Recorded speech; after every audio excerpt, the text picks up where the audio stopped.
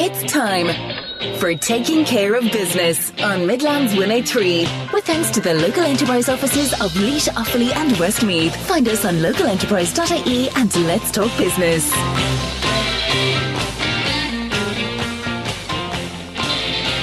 Hello and welcome to this week's episode of Taking Care of Business. I'm Ronan Berry, this is Midlands 103, and coming up over the next hour, changing careers is never easy. Building a technology startup is possibly even harder. Athlone's Gareth O'Sullivan will join me to discuss DockHive, entrepreneurship, innovation and the challenges of growing an Irish business from the ground up. Also, what started as a device for making calls has become a pocket-sized office, a bank, a camera, and even more increasingly an AI assistant. Vodafone's Orla Nagle will be along to talk about how mobile technology has transformed business and everyday life. So if you are one of those early stage users or adapters, if you can remember Snake, if you can remember the mobile phone before you could actually send an SMS, if you remember the first flip phone, if you remember the first time phones had cameras, stay tuned because we will have a little trip down memory lane, but looking at it through the lens of how the mobile phone has ultimately revolutionised the way we do business. Also, a company investing €15 million into a new headquarters in Laois says it's incredibly proud of its heritage in the county. Camsaw Distributors Limited expects to create over 20 new jobs when it moves to its new J17 Enterprise Park site in Portlaoise. You'll hear from Managing Director Paul Carney about that development a little bit later on as well. If you want to join this evening's conversation on the show, you'll get me by text or WhatsApp here in studio on 083 3010 103, powered by the home of Offaly's top-selling car brand, Land Brothers Toyota, on the Arden Road in Tullamore. Or you can email me, business@midlands103.com. But to begin this evening, let's reintroduce you to Anthony O'Connor, Executive Head Chef at the Old Warehouse in Tullamore. He's become one of the Midlands' best-known chefs. But alongside creating exciting new food experiences at the Old Warehouse in Tullamore, he's also going to use his platform to support a very important cause that's really close to his heart. He is about to undertake a 7km for 70,000 Memories fundraiser in aid of the Alzheimer Society of Ireland, while continuing to expand his popular Tony Taste brand. And he'll also talk to us now about the latest addition to the Old Warehouse. Anthony, good evening. Welcome back to Taking Care of Business. Ronan, thanks for having me. Anthony, I mean, it's probably the simple question, but things are as busy as ever in the Old Warehouse. As always, and it's just getting busier. Good sign to have coming into the summer months too. But you've recently expanded the service a little bit by adding, is it the Terrace Truck? Yes, so the Terrace Truck is what we've gone with the name for the food truck that you will see outside the Old Warehouse. We officially launched it Saturday gone by with acai bowls, smoothies, 2 types of crepes and protein offerings. And to say I would say oversold because you were giving stuff away. Your target was 200 bowls and you gave out how many? We ended up doing 432, and I seen everybody smiling and all that. I just couldn't cut the line and I just kept serving. So we done 432 people there on Saturday. And what is it about the acai bowls? Like, people probably even know what they are. Tell people what an acai bowl is to begin with. So the acai berry, a Brazilian berry, it's been turned into a sorbet. And it has been brought over to Ireland and all over Europe, and it's becoming increasingly popular. So basically you get your acai, it's turned into a sorbet, and you can get loads of different toppings on it, from granola to Nutella, which isn't much of a healthy option, but you can add on all your other berries as well, which are high in antioxidants. You can add on protein powders, and they're a bowl of goodness, Ronan. People obviously knew that though, because to bring a crowd like that looking for a product, and obviously you've definitely whetted their appetites in terms of more. Like, what is it? Is it because of the recent health kick? Like, how do so many people know what they are and maybe come seeking them, do you think? Well, I do think the way they're presented, it comes across very well on social media, and anywhere that has started it, I believe it was started first in Ireland down in a little place in Galway down in Salt Hill, and they just went insane across social media. And when you see these bowls done up with all your fresh kiwi, your little flowers and just the colours, they pop across on social media, and then as soon as you taste them, that's it, they're sold. Sounds good as well. And this is going to be a permanent feature there? Yeah, so for now it's staying. We are Friday, Saturday and Sunday outside the Old Warehouse on the terrace, and it's from 10 to 2 Friday, Saturday and Sunday. And restaurant, as you say, quite steady as well. You've been doing your summer barbecues and all that. Demand soaring? Yes, so summer barbecues are... Tickets left for the rest of July are very, very minimal. We're doing about 100 people every Friday for the barbecues at the moment. We have a few bigger gigs towards the end of the year for the end of the barbecue season. But everybody loves a good barbecue with music and cold beers.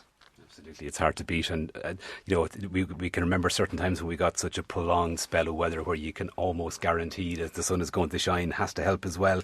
Inside in the restaurant itself, there's been lots of talks in the sector over the years about challenges about the cost of doing business. How are you finding things overall? There's still the challenges there that we face every single day. The price of produce is still flying up. It's coming down in some regards, like of dairy and all that, but meat is still very volatile. So it's very hard to build menus for a 3-month period when that lamb shank, say, for example, that you would have got at €5 per kilo is going to be €14 a kilo. So trying to price things accordingly is very difficult, and to try keep a good standard and a food offering. And is it that... Are you spending more and more time then trying to do that and plan and plot, and still give people a wide range of choice, but without there's overexposing yourselves? Definitely, exactly. As the saying goes, you have to box clever. You have to think in advance. You have to price your menu accordingly, because if you price yourself out of market, no matter how good your food is or your establishment is, people aren't just going to pay it.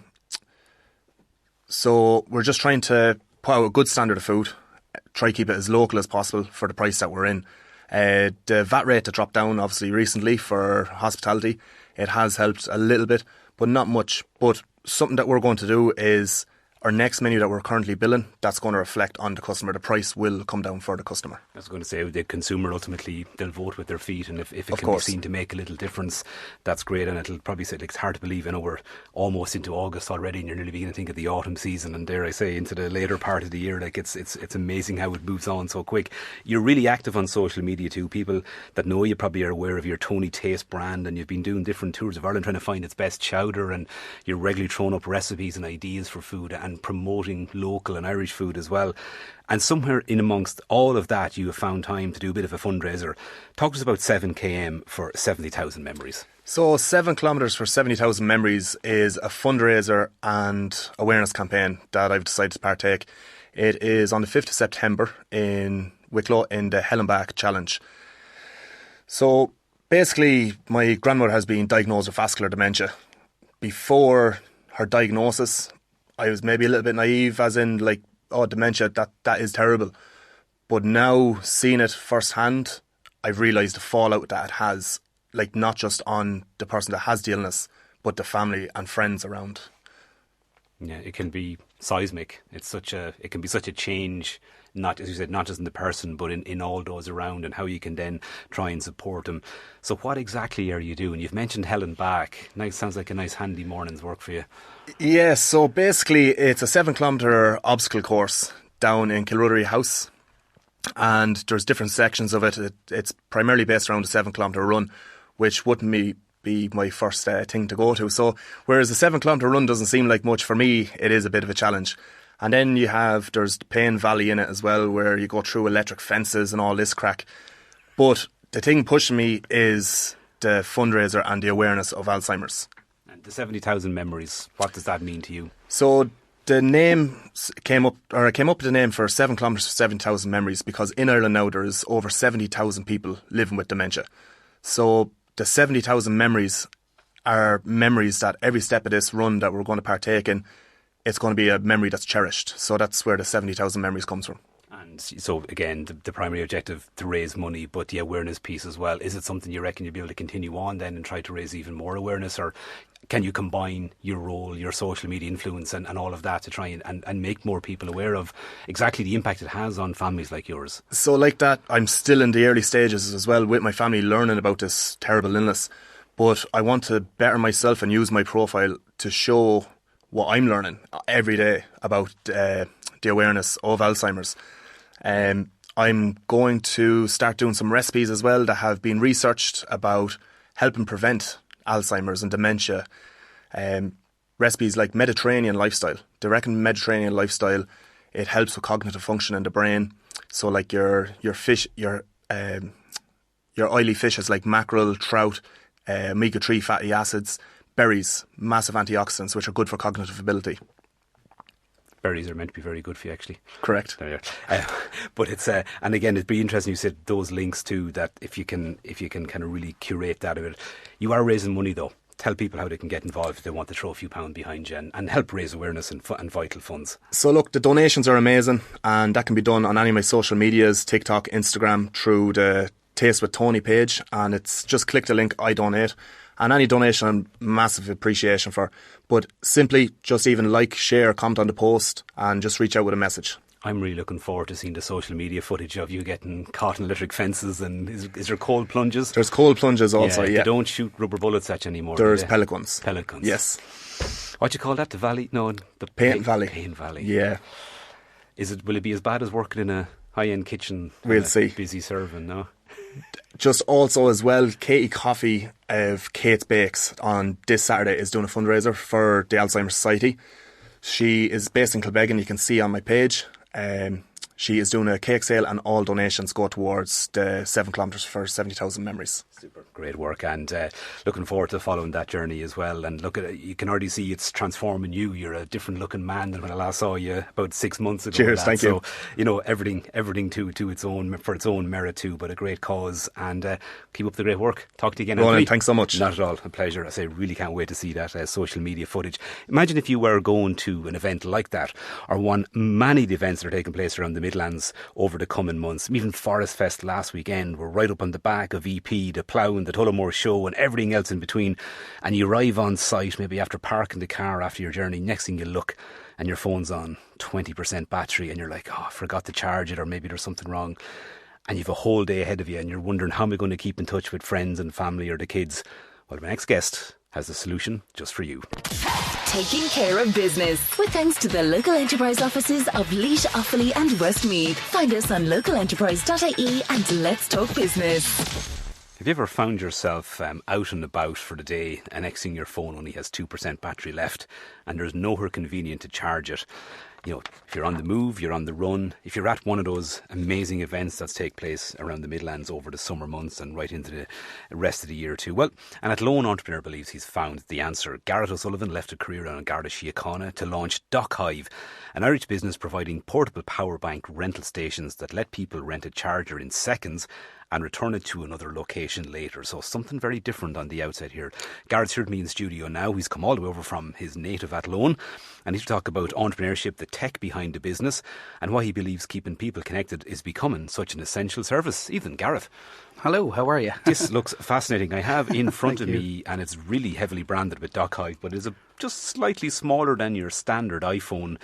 And it has 3 charging cables at the end, so it's kind of very obvious it's a power bank. Correct, yeah. But you've taken a different slant on this in terms of people can rent these and deposit them at a different location.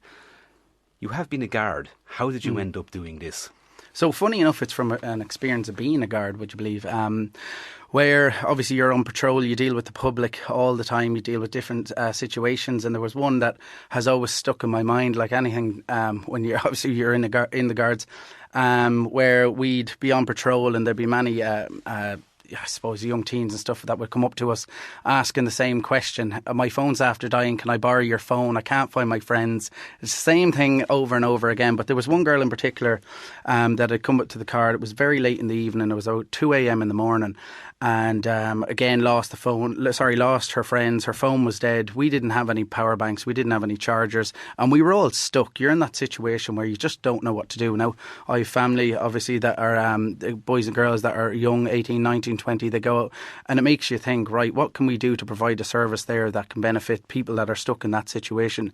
We've all been there. We all understand the same situation. So it's that just kind of started the whole growth of, right, what can I do here to help these people out in the future? So the whole power bank rental business came into play. I started doing a lot of research. For the first 6 months, nothing. After that, then in January, I realised that this was the right place to go. Found a supplier, manufacturer, got them built, designed to our specifications, and of course, DockHive was born. So very proud. Really, really simple and just an overnight's work. Because I suppose a lot of listeners, and particularly people who maybe do travel a bit, probably have a power bank. So the technology was there. Correct, yeah. Did it How did the idea hit you though? Well, let's turn this into a rental option. Very simple. So, like you said there's probably every listener here that has a power bank sitting in the car, but that's the issue. It's sitting in the car at home. So I had, funny enough, 10 power banks at home. I always had to keep them connected. In the guards, we had two phones, so obviously they always had to be charged. I'd always forget to charge them. I wouldn't bring the power bank into work, or it'd be sitting in the car, or we'd be out on patrol. So the whole rental idea came because it's a small amount of money, obviously, to rent it in any venue, bring it to any location. If you want to keep it past 2 days, you actually get to keep the power bank, and that's where the whole idea formed. We can all buy a power bank, that's correct. We can all leave it in our car, and that's what most of us do. So the power bank idea is it's beneficial to someone that's sitting in a pub or a restaurant or cafe or wherever you are, or a big one, A&E. A&E is a big one for us because obviously my family, maybe your own or anyone that's listening, has been in that situation with A&E where obviously you can't get a phone charge. I have a family member that works as a nurse, and they're handing out chargers and stuff, and they can't do that, So there's so many ways that a rental makes more sense than just buying and leaving it in the car. We're all going to leave it in the car. It's what we do. So when you started unveiling and putting these into operation first, where did you target to begin with? Because it certainly sounds like these could be in pretty much any building, at any event, or anywhere right around the country and beyond. Yeah, well, initially I actually did pubs and restaurants. One, they were the easiest to get into. I have a lot of family and friends that are in business, and they let me trial a few machines. They worked. It was really successful. It blew my mind how fast everyone was renting them, how fast it was just growing. So that's where the idea came, right? I really can scale this up. And it took me 6 months of obviously working as a guard, and that's what people don't see. They always see kind of the finished product. I was working full time. I was working 4 days, 2 days, 2 nights, 12-hour shifts, while also coming home and then researching. And we had the product at the time, but doing the market research, contacting people. Obviously, you had to do replacements and stuff like that just to make sure that the brand was to the highest standard. So, a lot of work went into it to get it where it is now. And was that self-led? Did you have any mentors, or did you avail of any mentor programs or support schemes to help you with that? Yeah, so Leo was a big one. There was a feasibility grant that I applied for and I managed to get, which I was absolutely delighted, and also an EU IPO grant. It is difficult to start a business. It's very difficult, but there are a lot of grants and schemes out there that can help you. And I also had a business partner who has a business photo book, guys, and Lee Merigan. I've known him all my life, and I said it to him one day. I said, look, I'm thinking of growing this. Obviously, we came together, his experience, his tech side, I'm marketing side. I love this. I'm happy to be here. As they say, I've no problem doing this. And we work on our strengths. And just on that, I think that this is one thing that I like to say to myself, and I suppose anyone else that wants to build a business. A lot of people go into building a business and they say, right, I need to be the obviously the admin, I need to do the marketing, I need to do the tech. We didn't do that. It's simple as, I've said this before and I'll say it again, I don't want to do the tech. I don't understand it as much as Liam would. I know what I want and I know the standards I want to meet, and I know the product that I have. But when it comes to building, because our software is all Irish made, so the front and back end system is all our system. It's not just a generic system bought. We spent months building this and building it together. So that's what tracks, maintains, makes sure, like as I say with some venues, we will know that there's an issue with your machine before you do. Yeah. How did you then stress test it? Because you seem to have achieved all this rapidly. How did you test it? Know that there's no safety risks that everyone... Oh, exactly what you said there. We kept on putting machines out there, trialing them, testing them, making sure the back end system was safe, making sure we didn't retain any data or information.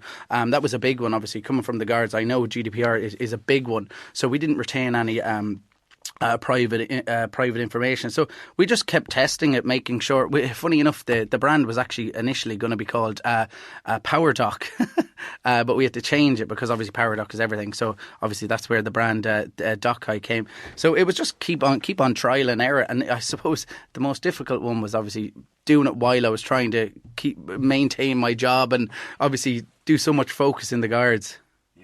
Never an easy balance. No, God, no. Here we find this. Talk to us about the actual hive or the hub itself then. So how does this product manifest itself? What do people see in a pub at a festival? Okay, perfect. Yeah, so you'll see, it depends on the slot. So we have a 24 slot, a 12 slot, and the large one over a 48 slot. So you'll see a beautiful design. It's a matte black. So I didn't like the whole glossy finish. I just never liked that. I want when you look at this machine, you go, that's nice. And people do. I've tested that. I've asked people while I'm in the bar, in the restaurant, they'll use the machine. I said, what do you think? Do you think it looks good? And they go, yeah, I really like the design. And I'm like, well, I'm actually the owner. It's the best way to do it. Everyone's nice initially when they find out you own it, so I wouldn't tell them. So we kind of came with the whole design of it looking good, a big screen on it, so all the information is there, and obviously a fast pace. So when you tap your card, it pops out, you get a power bank, and you can go anywhere, and the system allows you to put that power bank wherever you want, Galway, Dublin, Athlone, wherever you want. And I can see how it could be used even in an office, that you could have it in the lobby and employees could take a power bank if they're going out or they're on the road and bring it back the next day. Because even you mentioned A&E, I mean, most people end up in there unknowns, it's a sudden thing. Last minute. The last thing you were thinking of was having a phone charged. I'm sure there's people maybe out on a night out and they have to make that call home for a lift or explain why they're not home, and next thing the phone is dead. Yeah. And lo and behold, if there was one of these docks and the chipper wall, the problem is solved. Funny enough you say that, because this was one thing I always talk to friends, family and everyone in general, because it's all well and good telling me positive things, but I like negative also, because it's a positive criticism allows you to think outside the box and grow. So a big one was, okay, right, you put it in pubs and restaurants, okay, now I'm outside and they're closed, what do you do? And that got me thinking, what do you do? When everything's closed, we're trying to prevent a problem here. What do we do? So that's why I'm getting on to the Westmeath County Council. I'm in the works with that at the moment. It's not done yet, but if you're listening, please contact me. So we're going to do that, and we're going to try and get it out in the public space. So if it is 4 or 5 o'clock in the morning, you can still rent a power bank. There are machines out there. We've heavy-duty machines that have been designed and developed. It's just getting them out in the public space. So we are looking at that. And again, that idea wouldn't really have come if I hadn't have thought of, if I had someone hadn't have mentioned it. But sure, what do we do after? So that's why I always like to think of ideas. Yeah, absolutely. And to number one, seek it, but be open to the feedback as well. Absolutely, They're incredibly light. So yeah, they are. It does. I know our studio phone was at 18% about half an hour ago, and it's now at about 55. Like, I mean, it's charging it away like they're fast charge. Yeah. So like, how many charges will it do? Like, what's the typical spec? Would you believe this? Funny enough, my cousin's staff member, she had actually bought one because she loved them because they were light, and she got 2.5 charges out of it. I couldn't believe that. Now they're meant to about 1.5, 2 charges max, but to get 2.5 charges, I couldn't believe it. That was fantastic. It's not just giving you 15% to get you. Oh no, it's 100. You're getting 100 now. I have the S26 Ultra, and I'm getting a charge and a half continuously. I'm always on the phone. It's also beneficial for me when I'm out and about, but you'll get probably 2 charges anyways, and they're light. So if you're keeping, the main thing is, obviously I wanted a product that I'm happy to use. There's no point giving something out to a customer that I don't want to use myself.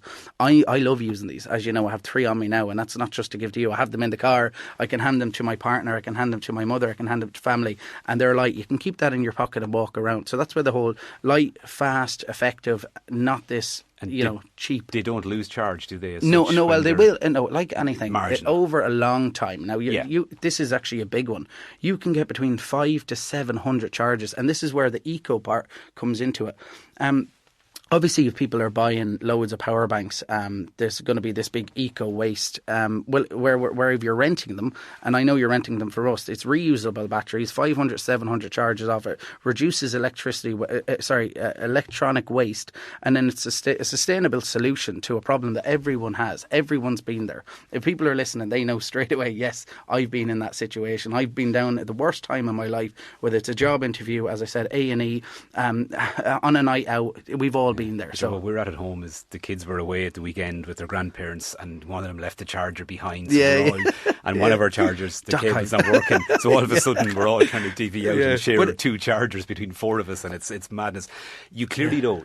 If you give us a sense of how many hives are currently in operation, because this has taken off a lot recently. Yes, correct. Have you a number in mind potentially as to how big this will go? Here, We're bringing this. We're going to make this as large as possible. Like as I said, I've a couple of secrets that I'm going to tell everyone now, which is I'm getting on to a couple of shops in order to sell a larger watted battery, in order to obviously make this a recognised Irish brand. I plan to go as big as I possibly can, and it's funny. Like we've contacted so many people, and they've contacted us because it just makes sense. This is a free product. We provide this to all venues for free. There's no cost. We maintain, we run a view. So as I say, if someone pushes it over and breaks it, just ring me. I'll replace it. So I plan by the end of this year to have between 200 to 400 machines. By the end of next year, and I know it's a big number, I plan to have just up near 1,000 machines out there. I tell you, with how quick you've developed it and scaled it, I think I can see us sitting here in the end of next year, and you'll have already exceeded that target. It's really interesting that you mentioned about when their batteries are going low, because my next segment on the show, we're going to be a little bit of nostalgia looking back at the development of mobile phones, because there was a time, I don't know if you remember, you could whip the battery out of your phone and put it into somebody else's. And you can't do that anymore. Then the companies copped on and said, no, we don't want you doing that anymore. So it's amazing how technology changes. But what I love about your product is you've clearly seen the need, and I think when you start talking about A&Es, I think that caught a lot of people's attention, and people kind of go, now I get this. If you can just rent that little unit out, you can keep it, or you can bring it back the next day, or you might be in a shop somewhere the next day and you can return it as well. I think it's really, again, the end user is clearly the main focus of you there, and the product stacks up and does the business too. Gareth, this is fascinating. We'll be talking to you again soon. Thanks a million. That's Gareth O'Sullivan there, the founder of DockHive. Just look them up, DockHive, and you'll see it. It's all over social media as well. Fabulous product, great business, and great businessman too. Time for a quick break. After that, I will be looking back at 25 years of Vodafone in Ireland. You might have copped the ads on TV recently, showing us things like Snake and flip phones, and bringing us back to a time when we just used phones for making phone calls. Just think of what that device in your pocket does now in everyday life and in business life, and how much it has changed our lives. We'll explore that with Orla Nagle from Vodafone in just a couple of moments. Taking care of business with thanks to the local enterprise offices of Laois, Offaly and Westmeath. Find us on localenterprise.ie and let's talk business. I do regularly say this, but I don't plan the content to that extent that segments automatically flow into each other. Sometimes it just happens by pure chance. And just before the break there, we're talking to Gareth O'Sullivan about his brilliant product DockHive, and about those challenges we all have when the phone battery is nearly gone. And I just mentioned how years ago you could whip the battery out of your own phone and pop it into your friends, and if they needed to make a phone call, but that's a thing long gone. Can't do that for about 15 or 20 years now. But if you've been watching TV lately, or you've been listening to radio, or seen it in the newspapers, actually, Vodafone Ireland has been really playing on the nostalgia piece and showing us images and reminders of a time when the mobile phone was just used for phone calls. And I can remember my first phone was just for phone calls because the SMS facility wasn't even activated yet. Think of where we've gone now. It's now everything: the banking, the camera, the wallet. We don't carry physical tickets anymore. That and so much more in between. So Vodafone have been looking back and doing some research on that, and really looking at how mobile phones and smartphones have revolutionised our daily lives, and indeed how we do business as well. I'm going to be joined now by Orla Nagle, Brand Director at Vodafone Ireland, and we're going to look more into this, about the reasons behind the campaign, and they have some really interesting statistics on how we now use mobile technology. A very good evening, Orla.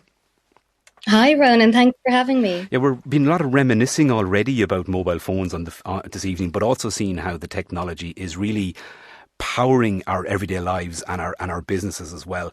What was it that led Vodafone to start this campaign? Because I think anyone that's seen the ads or the images would probably identify with Snake if you're of a certain vintage. Well, I am definitely also of that vintage. I did laugh when you shared about taking the batteries out. That's a memory I had completely forgotten about.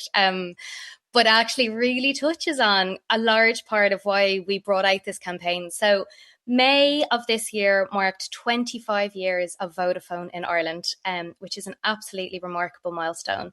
And we wanted to just celebrate that in a way that kind of gave back a little bit through humour and a little bit of nostalgia to our customers who've been with us over the years.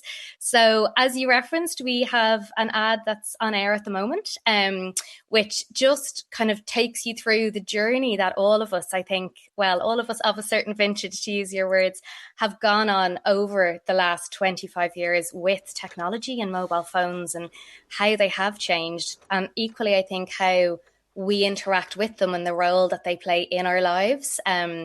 So we obviously were writing the brief for the TV ad.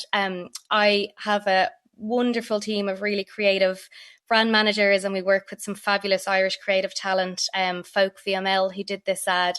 And half of the team were quite young that worked on it. And when we were sharing ideas for some of the scenes that hopefully some of your listeners may have seen in the ad, they did not know what we were talking about. And I think that just goes to show the pace with which stuff changes and actually how used to things you get really, really quickly. So I think that was a big piece, and we found that just so fascinating, that people might not remember how it started, when and how it's changed. So we've also issued this piece of research just to understand, like, what are people's earliest memories of phones in Ireland? What were the things that stood out to them? And as you say, we've had some really, really interesting findings come back from that, Ronan. Absolutely. And as a person who was there at that very start around the very late 90s, when it was just for voice calls only, but the sheer fact that you had this device that you could ring somebody from anywhere was such a novelty. Then the text message and the SMS function was added, and you've actually broken down your campaign into those kind of 5 key pillars, because you also have the personalisation. I can remember people downloading, I did it myself, like you famous song and you download the ringtone, and it was very much like a pixelated version of it, but you thought you were the coolest person around because you had such a tone. Then the onslaught of the internet, obviously, and the rise of the smartphone, right up to where we are now with the AI and the predictive assistance, where, now a basic spoken prompt into a phone can do so much for you. I suppose that evolution the last 5 years has probably been, way outpacing what happened in the first 15 or 20 years. Absolutely. And I think what's fascinating is not just the pace of the technology itself, but it's actually what I'm always fascinated with, to be honest, personally, is how we as end users of the phone or of the technology, how we interact with that. So how we adapt. And I think, as you talk about, in the early days, it was very, I suppose, transactional. It was my phone makes phone calls. I think when I look at everyone around me at the moment, and particularly myself, I'm, a busy mum of 2, working, a corporate job full time. I have aging parents, that have some additional care needs at the moment. I would literally be lost without my phone. And I think what I observe from people is that it's become so much more than just a phone. It's become a little communications hub. And I think when we look at some of the research that we did, we purposefully chose to speak to people kind of 40 years and above, to lean into that nostalgia piece we spoke about. But we're really seeing that from them, so they kind of cite, obviously, phone calls and staying in touch with friends and family still comes out number one. I don't think, and I was actually glad to see that was the case. That's about 66% of the people we spoke to. But actually what you see is a real rise in things like banking and financing or budgeting. That's about, a third of the people we spoke to are using their phones for that almost daily. And then a lot of other things like reading the news now. And actually, interestingly, I think what we see is a huge amount of people with everything that's going on in the world and just how, I suppose, overwhelming some of the larger news stories are. They're seeking where they get their news from different places in the last couple of years. So again, 31% of people are getting that off their phone, be it on social apps itself or a news site app. And 21%, which is me smack bang in the middle of this stat, use it every single day for work. So be that emails, sometimes doing a Zoom or a Teams meeting while on the go to pick up kids, etc. And actually what I love about this is I think it shows the flexibility and the freedom that evolving technology has been able to give consumers and the Vodafone customers, and make that fit into their lives and kind of allow them have the connection that they need on their own terms. Yeah, and actually I'm looking through some of the key stats from that survey, and one that really jumps out at me when it looks at those changes in consumer behaviour, and I'm seeing this myself, especially in the workplace, and over the last couple of months in particular, is the rise of the voice note. and it's almost become the default comms method now, because why spend 40 seconds writing a message and then maybe deleting some of it and rewriting it when you can just send that voice note, get one back, and away you go. And like 46% of 40 to 49-year-olds are now using voice notes more than they were a few years ago. I don't find that a surprise, but actually 49% or 46%, it's a high number. And again, I think it's just showing you where we are going, that things like typing and writing are maybe going to disappear. Yeah, I mean, I guess with everything, it's the balance, isn't it? So I don't think they will ever probably fully disappear. But I agree with you. I'm smiling as you're asking me the question, though, because I call voice notes the Marmite of communications. I think some people absolutely love them, and other people they can become a mini podcast for some people. Yeah, and I'm guilty of that myself sometimes. You know, why tell somebody one thing when you can tell them 10 in the one voice note? But anyway, I need to improve on that sometimes. I agree, but again, I do think, if you think about, you know, and again, I think that the 46% there is kind of also that, you know, mid-40, like between 40s and 50-year-old. So a lot of them were like busy family-aged people. Again, I really identify, I'm smack bang in the middle of this. Time is their biggest challenge, you know, and actually what I love to see is that they have found a new way to connect with friends and family. You know, they've found a new way to share information, even in work, if they're running between a meeting and they probably don't have the time to sit down and compose an email of old. A really quick voice note on their way to the next meeting room, for example, can get things moving, can keep the pace up. And again, I think once both parties are comfortable, and it isn't the podcasts, as you call out, I think it works really well. But I do think what's interesting is, particularly when you look at younger generations, actually, that is definitely more prevalent than, you know, the consumers we spoke to. So I know just from some other work we have done across different consumer groups that we talk to, it's just the way in which they choose to connect and to build relationships is probably fundamentally quite different to how you and I would have grown up, probably. Yeah, and I think that's a really fair point, because I think what I noticed just in listening to you is, even within our own family, I see my kids are probably connected with their aunts and uncles and cousins in a way that we weren't. You know, it was put in the back of the car and meet at physical get-togethers in our day. They have a totally different connection. And I think that rings true in the workplace as well, that staff are more interconnected now than ever, and, you know, information is flowing, so much of it at times as well, but it's just trying to really handle that and see what the next wave is. But what's also really interesting about your research is you look at from the point of view of value, because there's actually good value out there now when it comes to technology and phones, particularly if we look at maybe where pricing was 25, 30 years ago. Absolutely. And I think I think the biggest thing is just even around, I suppose, the volume of data that people are consuming. You know, so I think if you look at the cost to consumer of data is absolutely, it's just the lowest it has ever been, actually. I think in Ireland specifically, we obviously operate in a kind of mostly like it's an unlimited data plan that most people would be on. And even on a pay-as-you-go plan, there's unlimited data across what we offer ourselves and most of our competitors. Interestingly, if you look at our nearest neighbours in the UK, that's a very different model. So the main use from phone, it's actually less mobile network, and the growth is all coming in the data side of that. So again, like you say, voice notes, video calling, all of this is where we're seeing growth. All of that requires more data. And the reality is, you know, that requires a lot of investment from our side in terms of the infrastructure and the networks and what we do. We actually have a huge investment program at the moment to upgrade and continue to ensure that the best possible customer experience is there for all of Vodafone's customers. And actually what's so lovely, and this was a new stat to me because I haven't worked in Vodafone for the 25 years that we have been in Ireland, but in that time frame, we've actually invested 20 billion euro in today's terms into building that connectivity infrastructure across Ireland. So I think that's something to be really proud of.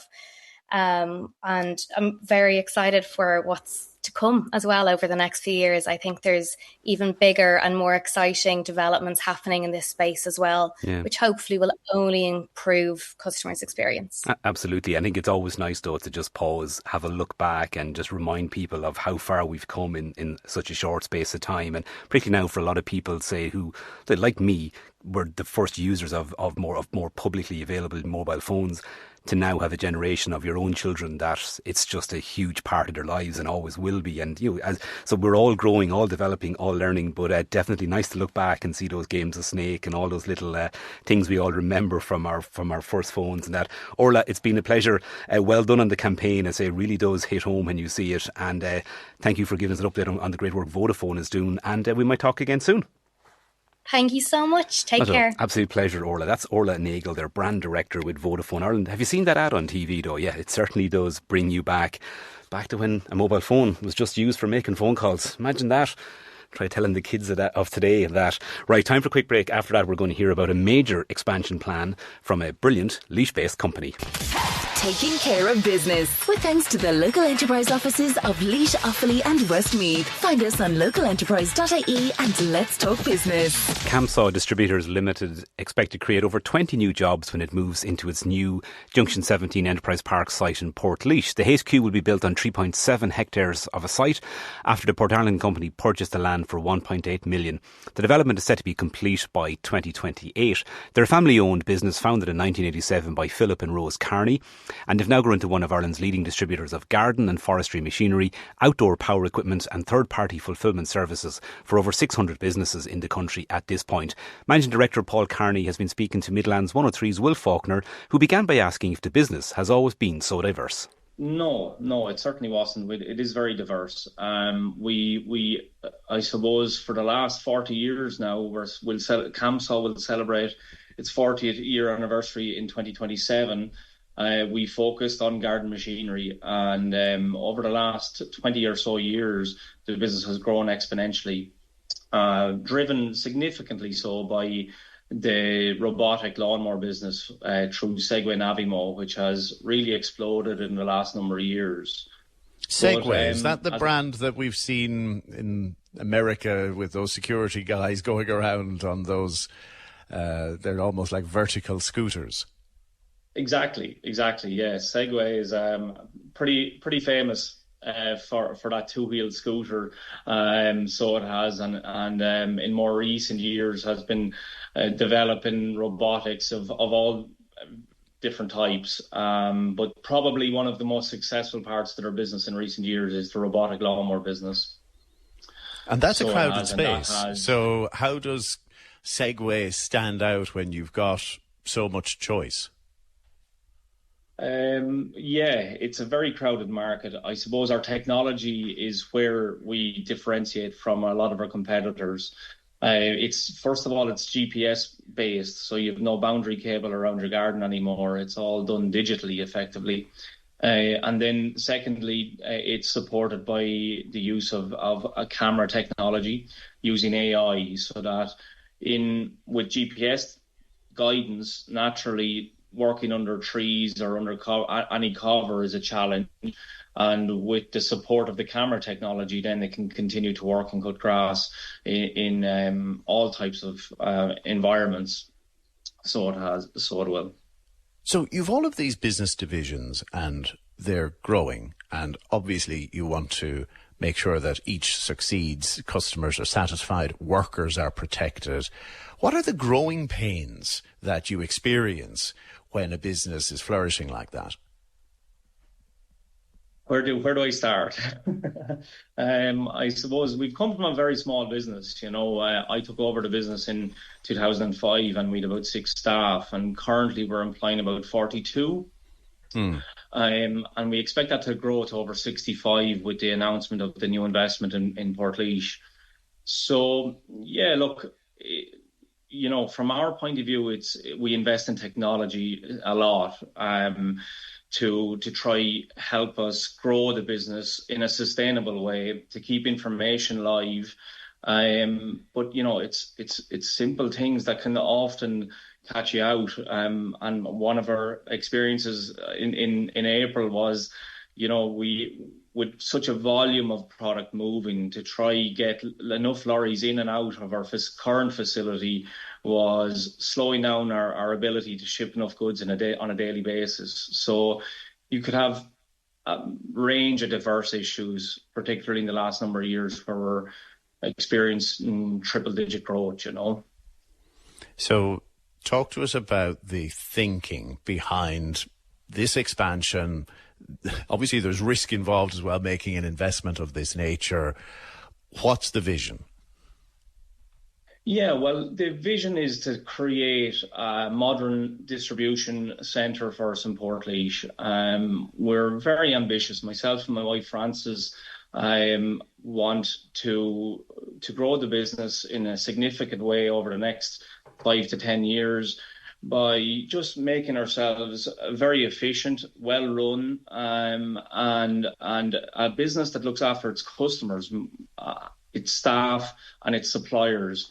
So the long-term vision is certainly to build a state-of-the-art facility in Portlaoise. We're excited by the fact that recent reports came out about the level of people leaving the county every morning to go travel to work in Dublin and other places, and Portlaoise being in such a strategic location, it gives us a great opportunity to recruit even more people. That's Paul Carney there, the Managing Director of Camsaw Distributors Limited. It's a €1.8 million investment to buy the site, but they'll invest over 15 million overall in developing that new national hub. Congratulations. That's the type of story that just really keeps you going. Great for the Midlands, great for Laois. Well done to Paul and the team there. That's it for me. Joe's here next. I'll talk to you next week.